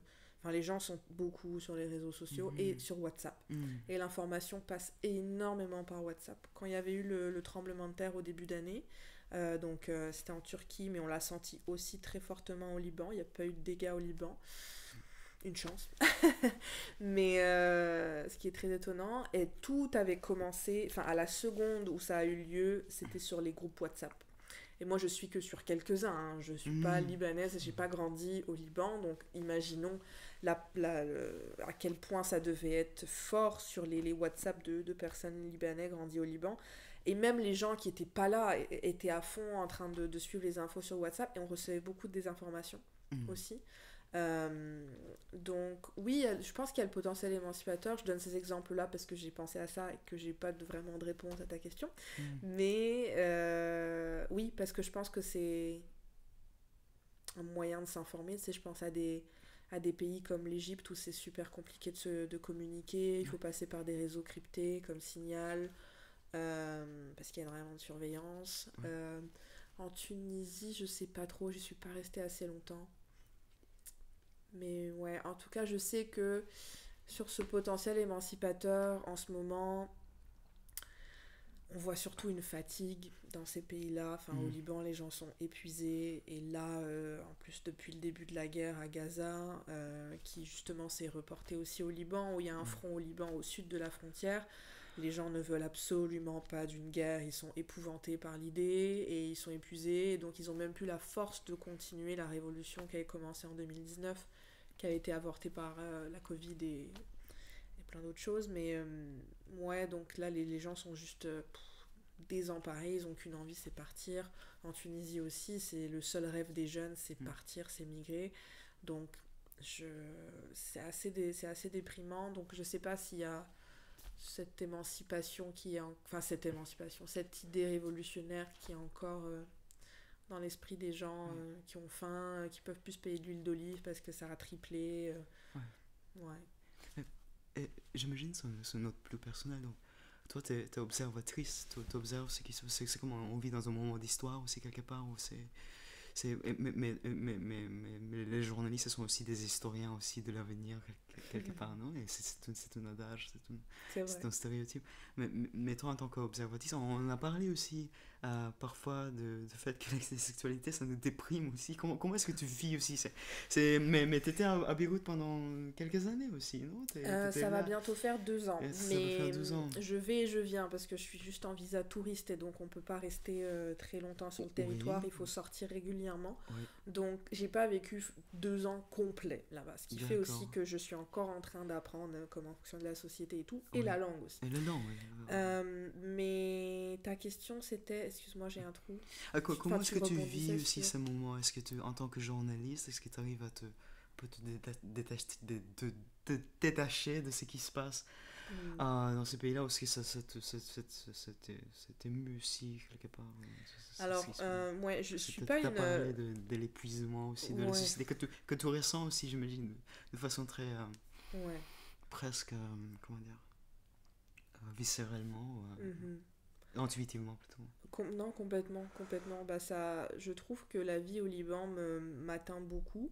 J'ai le privilège de pouvoir en sortir quand je veux. Et au début, je culpabilisais de ce privilège, en fait. Et donc, du coup, je voulais vraiment vivre un peu difficilement, en fait, pour prouver que je suis pas comme toutes les autres étrangères qui profitent. Parce qu'il y a beaucoup d'ONG là-bas. Et beaucoup de gens étrangers qui viennent, d'internationaux qui viennent travailler là, gagner énormément d'argent. Correspondants. Des correspondants, oui, mais en ONG aussi, les travailleurs sociaux et humanitaires, etc. Donc j'avais cette culpabilité-là. Mais en fait, pour ma propre santé mentale et ma santé, maintenant, j'essaie de... je suis sûre que je vais pas le crier à tous les toits sur tous les toits à des gens qui n'ont pas la possibilité d'avoir un passeport et de pouvoir voyager, mais j'essaie de me sortir un peu de ça aussi. Et depuis la guerre, ça a été ça. Je dois dire que ça me fait du bien de sortir de cet environnement. Et je suis pas une très bonne journaliste dans le sens où quand qu'on me répétait depuis que j'ai commencé mes études en journalisme, où il faut faire une revue de presse tous les matins pendant 1 heure et regarder toute l'information et tout. Moi, j'essaie de m'extraire des news et tout ça parce que ça m'atteint énormément. Et là, tout ce qui touche au Liban et à Gaza, en ce moment, je pause parce que je suis en vacances et je sais que je vais retourner au Liban mercredi. Donc, ça va revenir. Mais voilà, j'essaie de garder une certaine distance pour ma propre santé mentale. Mais je connais des gens qui scrollent sans arrêt, quoi. Enfin, mais bon, chacun son... C'est drôle parce que c'est exactement ce que nous a dit Mohamed tout à l'heure en off avant l'interview. C'est que lui aussi, ça faisait une semaine ou deux, je sais plus, qu'il avait coupé les réseaux puis qu'il regardait plus les infos. Et ça lui fait un bien fou. Je comprends, ouais. Alors après, je comprends complètement. Je connais tellement de gens qui ne peuvent pas s'en décrocher. Et je comprends et je les respecte énormément. Mais j'avoue que j'ai personnellement pas la force, honnêtement. Pour l'instant, du moins. Ouais. Et parfois, la meilleure réponse à ces gens, c'est en tant que journaliste même, ou des intellectuels, ou des écrivains, c'est parfois le silence. Parce qu'il y a déjà énormément de reportages. Qu'est-ce qu'on va pouvoir y rajouter, en fait? Ouais. Des fois, c'est prendre un peu plus de recul. Je sais pas ce que tu en penses. Je suis plutôt d'accord. Ouais, je suis plutôt dans cette position-là aussi. Et j'étais au Liban quand la guerre a commencé, que les échanges entre le Hezbollah et Israël ont commencé. Et pour moi, ça n'a même pas été une question d'aller dans le sud couvrir ce qui se passe, en fait. Déjà, moi, j'ai pas envie de m'infliger ça et de me mettre en danger. Mais aussi, je voyais pas ce que je pouvais apporter, en fait. Et je voyais pas ce que moi, aller là-bas, ça allait changer. Et on l'a vu beaucoup. Il y a beaucoup de journalistes basés au Liban qui sont freelance, mais aussi rattachés à des rédactions qui sont partis en Ukraine au moment de l'invasion, quoi. Et moi, je me demande, mais pourquoi tu n'es pas du tout spécialisé sur l'Ukraine, sur la Russie, tu parles même pas la langue, tu ne connais pas le terrain, tu es spécialisé Moyen-Orient, ce qui est déjà énorme. Moi, je me dis même pas spécialisé Moyen-Orient. Et donc, c'est déjà un gros truc à couvrir. Et là, tu vas en Ukraine. Enfin, pour moi, il y a un espèce de... Et je leur en veux pas. Enfin, je comprends complètement parce qu'on est tellement précaire quand on est freelance, quand on est journaliste. Il y a tellement une espèce de pression à la carrière, à faire à dire j'ai fait l'Ukraine, j'ai fait l'Afghanistan, que l'information est là-bas, donc les gens y vont, en fait. Et je comprends et tout ça. Mais moi, je suis pas du tout dans cet aspect-là. Je préfère m'en préserver. C'est peut-être... je sais pas, c'est peut-être de la peur. Il y a peut-être plein de choses qui sont pas du tout honorables à ma position. Mais moi, je suis un peu comme toi, je suis pas du tout dans foncer. Moi, je préfère attendre. En tout cas, on a besoin de plusieurs types de journalistes, tout ça pour dire ça. Qu'il faut des gens sur le terrain, mais il faut aussi des gens qui, peut-être comme toi et moi, aimons réfléchir, prendre du recul, etc. Moi, c'est plus ça. Ça nous permet aussi, au lieu de suivre les tendances, peut-être il y a d'autres enjeux internationaux à couvrir aussi, surtout en ce moment où c'est tellement... l'espace médiatique est tellement accaparé, bombardé par ce qui se passe. Là-bas, mais tu avais quelque chose à ajouter? Non, mais c'est tu vois, genre, précisément, c'était sur Blast, il y a une émission qui a démarré cette année avec Usul, je sais pas si tu vois, qui s'appelle Rhinocéros. J'ai pas regardé. Okay. C'est une émission précisément sur l'évolution des médias, et puis Rhinocéros en référence au roman à la pièce de théâtre de Ionesco, où en fait tout le monde devient des rhinocéros, puis au début ça effraie tout le monde parce qu'ils arrivent avec le gros sabot, puis finalement et c'est un peu ce qui se passe dans les médias français, en fait les rhinocéros c'est un peu les voix un peu de droite, quoi. Et là justement il a fait toute une émission sur le traitement médiatique de ce qui se passe en ce moment à Gaza. C'est fou intéressant. Et ce qui est intéressant, c'est que les spectateurs eux-mêmes des chaînes comme TF1, comme le service public, ce que rapportaient les instances je crois le CSA, ils ont reçu beaucoup de lettres, presque autant que pendant les Gilets jaunes et le Covid, je crois, sur les retraites, sur le traitement médiatique de Gaza. Et en fait, les gens, c'est même pas des lettres de vous êtes trop pro-palestinien, vous êtes trop pro-israélien, c'est des gens qui se questionnent sur la neutralité en fait des médias, pourquoi on a très peu d'images de Gaza, pourquoi, donc ça prend une explication du directeur de je sais plus quelle chaîne qui disait mais oui mais en même temps donc on envoie 4 équipes de télé du côté israélien mais pour aller à Gaza il faut pouvoir y aller, puis on a que des fixeurs, puis ça prend aussi d'expliquer c'est quoi un fixeur, puis Usul précise que mais en fait les fixeurs c'est des journalistes aussi, enfin Exactement. précisément Blast un journaliste gazaoui je crois, en tout cas palestinien qui sont en contact, leur envoie des images, puis les rediffuse. Après, ça prend aussi de être capable de les re-questionner, mais c'est aussi des journalistes. Donc, comment aussi on considère ces voix-là, comment on leur donne la possibilité de s'exprimer, la confiance aussi qu'on peut leur accorder, ou comment on peut le recontextualiser, mais c'est ça, mais ça expose aussi tous les problèmes, en fait, de juste... c'est pas très accessible en fait comme territoire, et ce qui est très intéressant aussi qui est relevé, c'est qu'en fait à un moment donné avec un peu d'ironie il disait mais est-ce que ça voudrait dire que des gens assoiffés de guerre et de violence, il y en a peut-être plus dans les télés que devant les télés, peut-être. Oui. Ah, c'est trop intéressant, j'irai regarder ça en rentrant ce soir. Est-ce que tu avais rencontré aussi des fixeurs ou des journalistes locaux aussi au cours de ton travail oui, au Liban, oui. en Tunisie? Ouais, et c'est une question intéressante, les fixeurs, parce que... alors, il y en a, la plupart sont des journalistes. Oui, alors les fixeurs, c'est les personnes qu'on utilise quand on va à l'étranger. Par exemple, admettons, moi je suis au Liban, je parle pas très bien l'arabe, je l'apprends, mais de là à faire des entrevues, je peux poser les questions, mais les réponses, je vais pas forcément les comprendre. Donc je vais potentiellement avoir besoin d'un fixeur pour me faire la traduction, pour peut-être si je connais pas un endroit, m'emmener dans l'endroit. Parfois ils ont des voitures et donc ils nous emmènent aussi en voiture. Des fois ils nous trouvent l'hébergement. En fait il y a tout un package de services qu'ils peuvent donner, ça dépend des fixeurs, mais par exemple pour des gens qui sont parachutés, on appelle ça comme ça, qui sont basés, on va dire, à Montréal ou à Paris, et qui sont envoyés en Palestine, mais pour le coup, ils sont envoyés à Tel Aviv ou à Jérusalem. En fait, quand ils sont envoyés là-bas, ils sont envoyés en toute une équipe, et là, ils vont prendre des fixeurs qui vont tout leur faire, parce que c'est des gens, faut se le dire, qui n'y connaissent rien ou très peu, parce qu'ils vont toujours dans ces endroits-là pour une semaine ou deux. Et donc, il y a toute la question du biais, parce que oui, certes, ça peut être des journalistes, mais parfois, ce n'est pas du tout des journalistes. Il y a eu des récits, justement, on a un article de Frédéric Lavoie, qui est un reporter... québécois qui a passé beaucoup de temps en Ukraine et dans tous ces pays de l'ancienne Union soviétique en fait. Et lui, il a écrit un texte dans le 30 qui vient de sortir, petite pub que je voulais pas faire, mais voilà, sur les fixeurs et sur à quel point il y a des personnes qui n'étaient pas du tout journalistes, qui se sont lancées dans ce travail-là pour soutenir des télés, etc. Mais en fait, t'as toujours un biais, il y a toujours un biais quoi qu'il arrive. Inconscient, certes, mais il y a toujours des enjeux de désinformation aussi, ça on peut pas y échapper. Que cette personne qui soit journaliste, on va dire, le fixeur est journaliste, si cette personne est fixeur, ou si cette personne directement envoie les images, par exemple comme tu disais à Blast, il y a toujours ce biais-là, et en fait...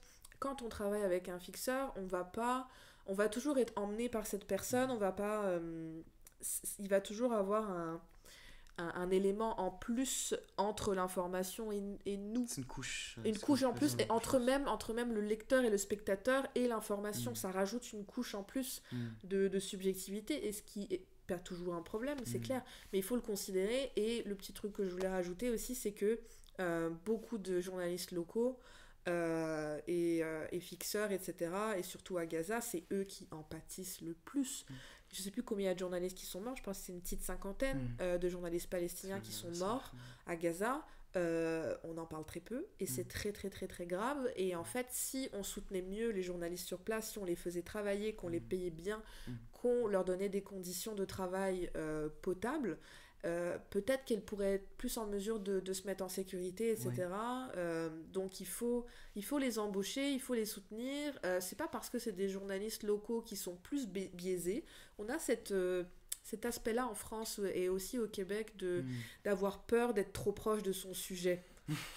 Et La fameuse neutralité. neutralité, objectivité, etc. Alors que c'est des journalistes brillants, en fait, qui connaissent très bien Gaza, et eux, ils sont à Gaza. Donc pourquoi on les embauche pas alors qu'on va faire parler des reporters parachutés, comme je disais, qui sont basés à Jérusalem, qui peuvent avoir des rapports de personnes comme ça à distance, d'images de l'armée israélienne, enfin, et ça c'est pas biaisé peut-être. Genre les journalistes le disent, ils sont emmenés par l'armée israélienne dans des endroits pour parler à telle personne, telle victime, tout le monde va prendre le témoignage de cette même personne et t'as rien d'autre, donc c'est ça que tu publies. Ça c'est biaisé aussi, donc il y a toujours ça, et en fait, il faut juste pas oublier les fixeurs et les travailleurs locaux, et même les pigistes comme moi qui sont internationaux mais basés dans un pays, qui connaissons, on n'est pas au niveau des journalistes locaux, ça c'est clair, mais on connaît au moins notre terrain, on n'a pas besoin de, moi au Liban, j'ai pas vraiment besoin de fixeurs, ou alors juste pour la traduction comme je disais, mais sinon je connais comment le pays fonctionne, quoi, donc on coûterait moins cher en plus aux rédactions. C'est vraiment juste un système absurde on maintient cet élitisme pour envoyer des superstars à l'étranger. Alors après c'est des gens qui font très bien leur travail, qui se passent très bien à la télé, qui sont proches du peuple et tout, et de leurs spectateurs, mais il faut vraiment beaucoup plus valoriser les gens sur place. Enfin, c'est terrible, surtout dans une crise environnementale. On est sur place déjà, il n'y a même pas de frais d'avion et d'empreinte carbone. Donc ouais, ça c'est un peu très chiant quand on est dans des pays comme ça de voir ça se passer. Mais il y avait un journaliste de BFM TV, pourtant BFM TV c'est pas non plus le média indépendant, mais qui justement se posait ces questions de lui-même en tant que journaliste. Il voyait aussi qu'il était exposé surtout aux éléments de langage de l'armée israélienne, de tout ça, comment il était conditionné, et il était un peu désemparé par rapport à ça, quoi. Et je me posais une question, est-ce que ce rapport entre les journalistes et les fixeurs, ça se fait que dans un sens, ou est-ce qu'il y a aussi des fixeurs en France, au Canada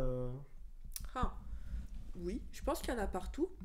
Je suis, quand on est abonné à des groupes un peu Facebook, je sais pas si tu es sur ces groupes-là, Chris, mais il y a des groupes comme ça pour trouver des fixeurs, et il y a des demandes pour partout dans le monde de télé, radio, des journaux internationaux qui vont dans un pays et qui ont besoin de fixeurs dans ces pays-là.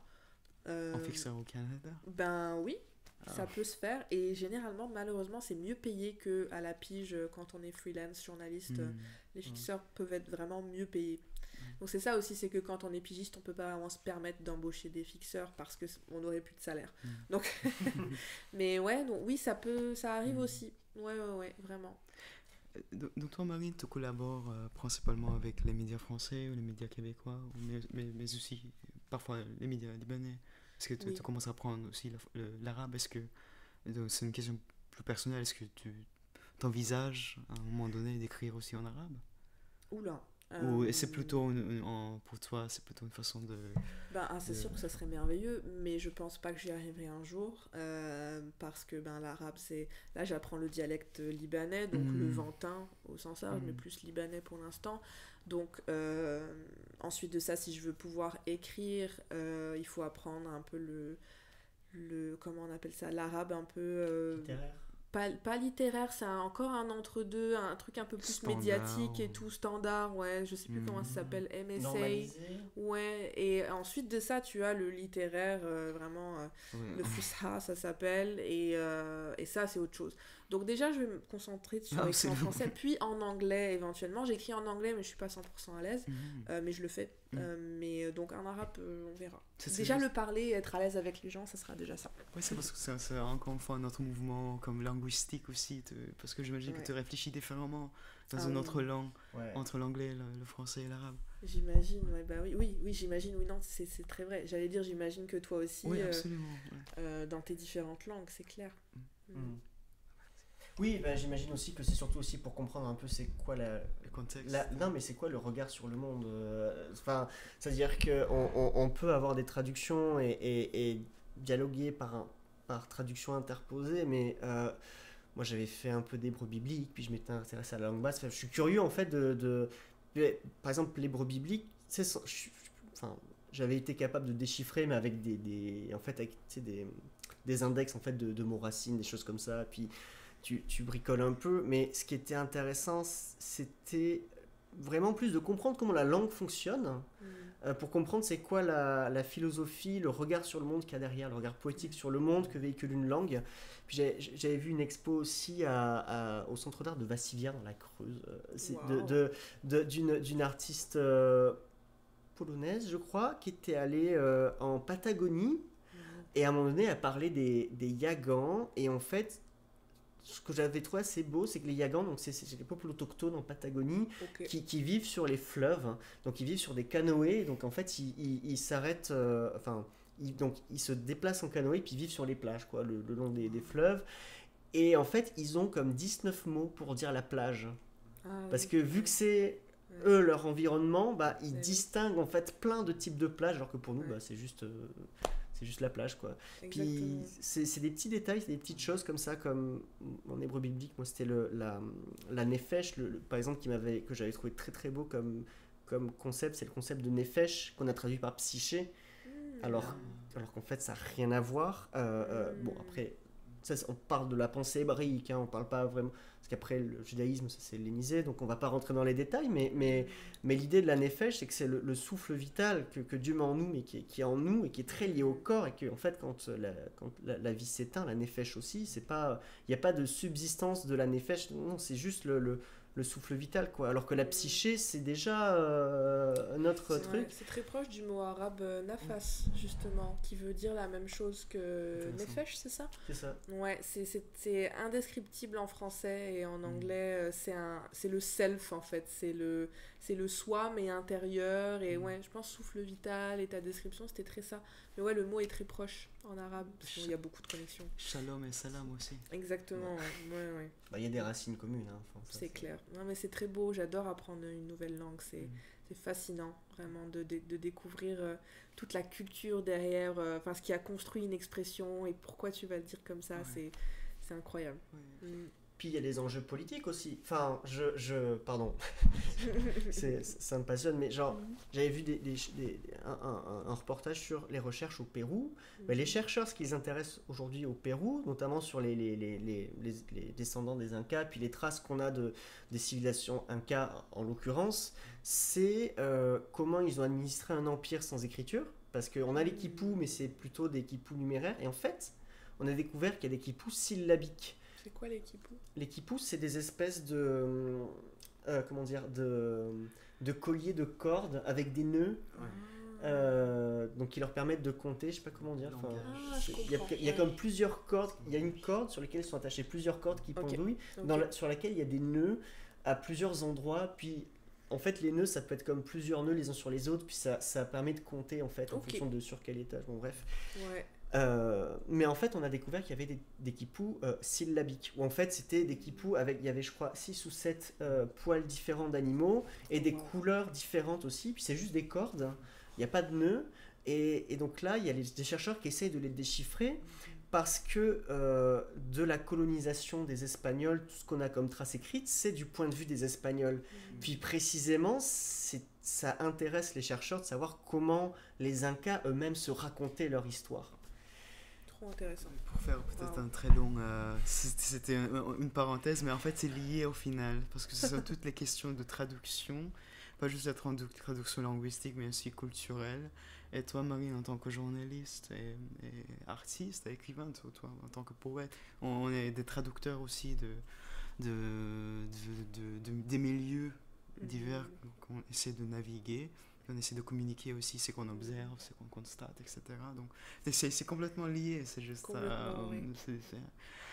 Est-ce que on arrive presque à la fin de l'épisode, on a un peu débordé déjà, mais merci beaucoup Marie. Mais est-ce que merci, c'était passionnant comme discussion. T'as d'autres choses à peut-être rajouter ou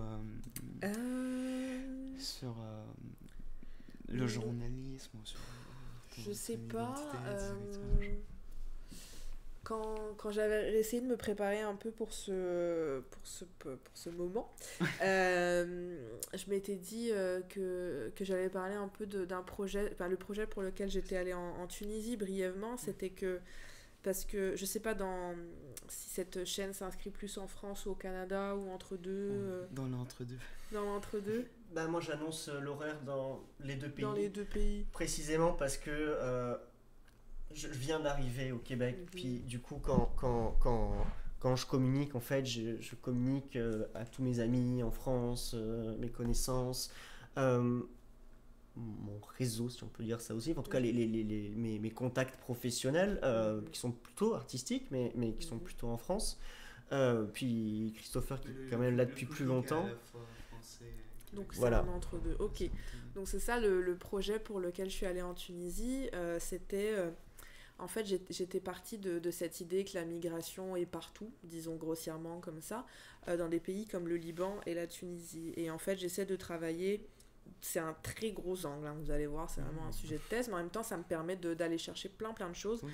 toujours via la migration. Mhm. Et en fait, vu que j'ai gagné une bourse pour pouvoir aller en Tunisie, une bourse canadienne, j'ai dû rattacher ça au Canada.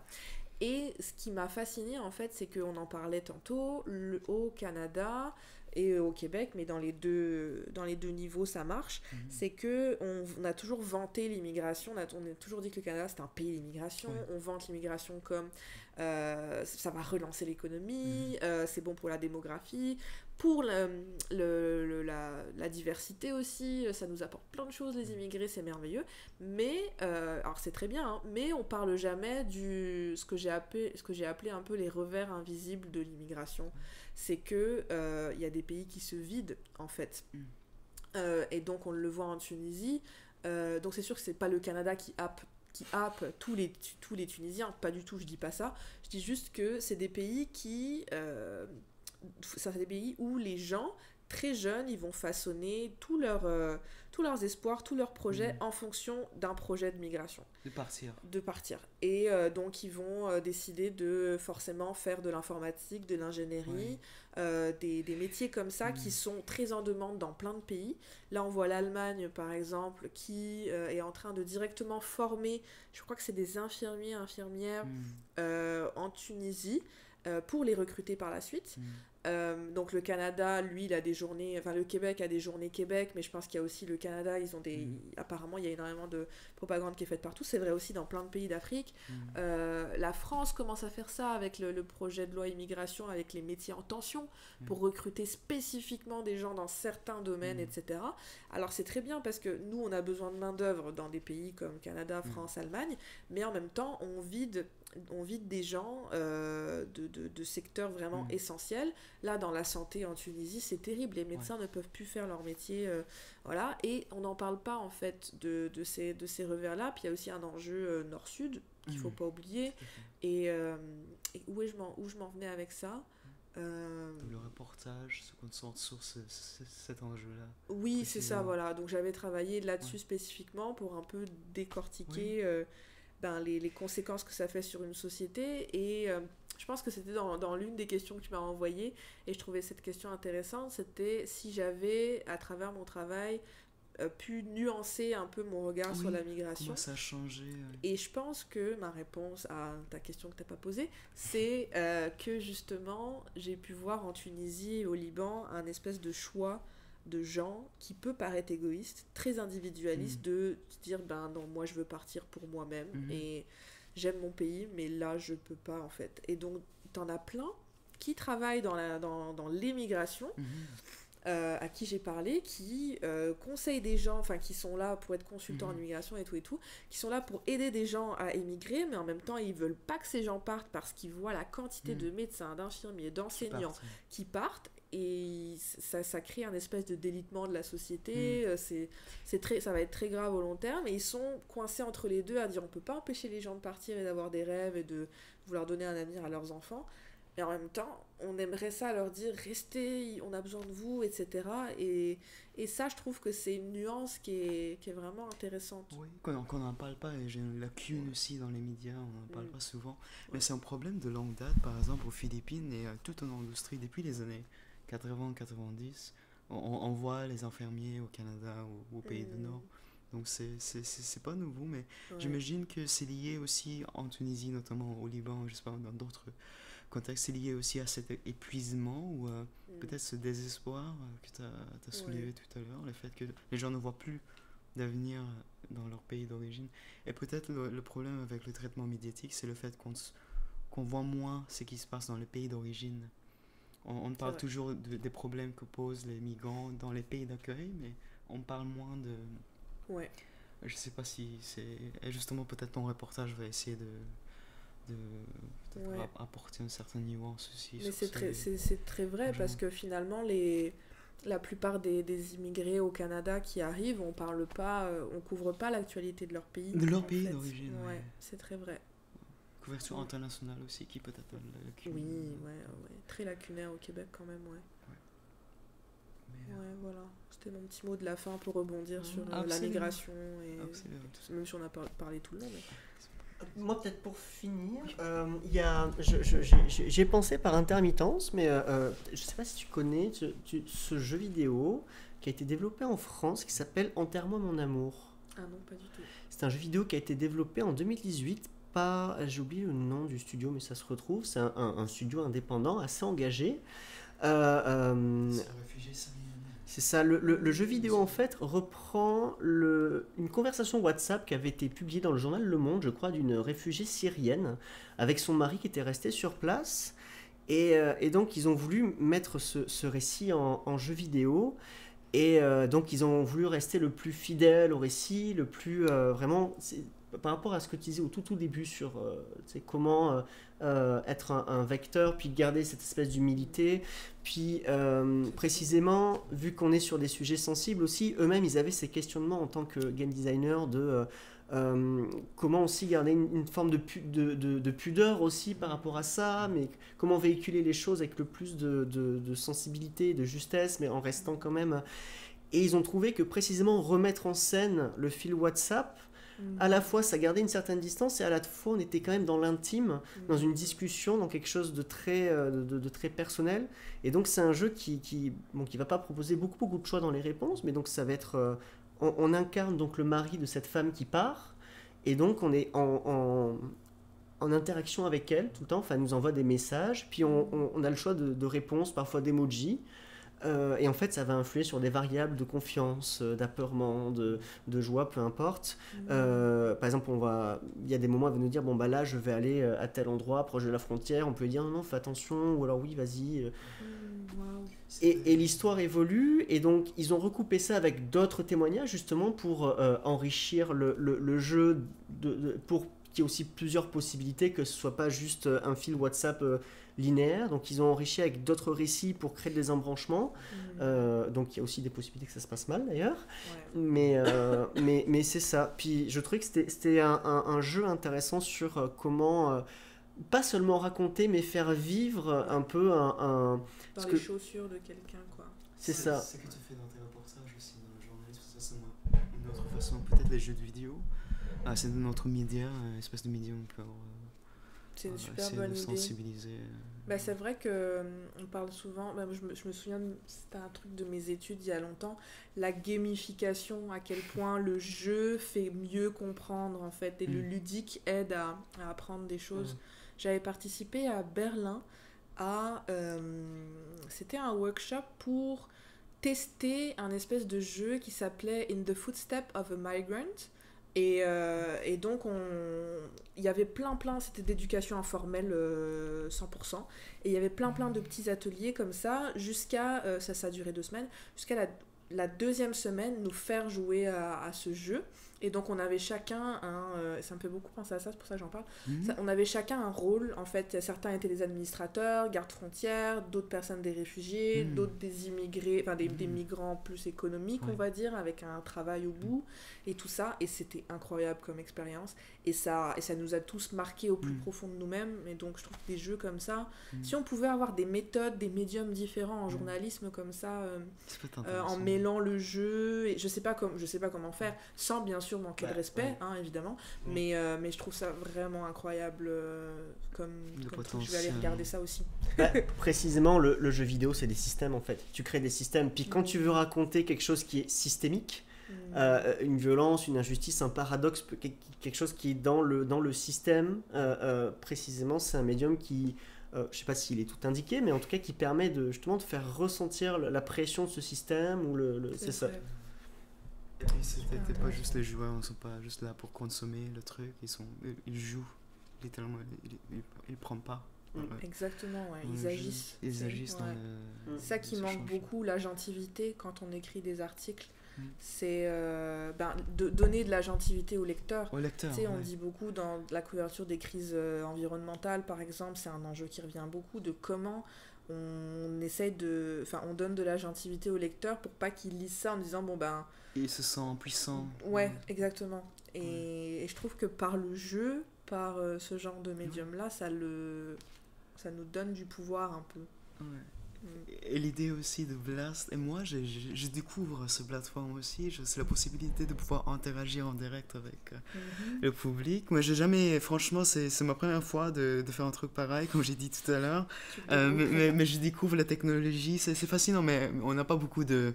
Parce qu'on vient de commencer, donc on n'a pas beaucoup de lecteurs en direct en ce Peut-être qu'il y a moment, un peu de temps, en là, espérant. aussi, non Je sais pas. Un peu en retard Ouais, en c'est, France. maintenant, c'est assez... ouais. Bah, les gens ont été très au rendez-vous à 14h, parce que j'avais annoncé à partir de 14h, puis bon, bah, ils sont restés un peu, puis il y a eu une accalmie, puis bon, je sais qu'il y a plein de gens qui, parce que c'est samedi soir, puis même en France aussi surtout, C'est un peu je sais qu'il y en a beaucoup qui vont demander si c'était en rediffusion, puis qui le regarderont en rediffusion YouTube, donc on va Merveilleux. partager en masse. sur YouTube. Pareil. Donc partagez vos commentaires aussi.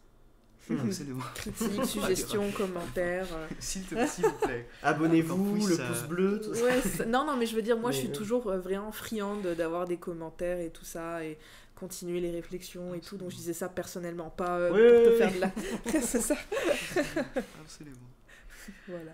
En tout cas, Non, puis c'est vrai qu'à cette échelle-là, il y a encore moyen de discuter dans les commentaires, quoi. Ouais. A priori, pour le moment, il y a, enfin, à moins qu'il y ait un emballement avec la VOD, mais... il faudra qu'on soit plus créatif aussi dans notre journalisme pour maximiser aussi ces outils à notre C'est ça. disposition. Ouais. Mais en tout cas, merci beaucoup Marine. Merci ça à fait plaisir comme vous. d'habitude. C'était trop cool. Ouais. Et puis on se revoit peut-être, on va annoncer le prochain épisode peut-être là, pour le mois prochain.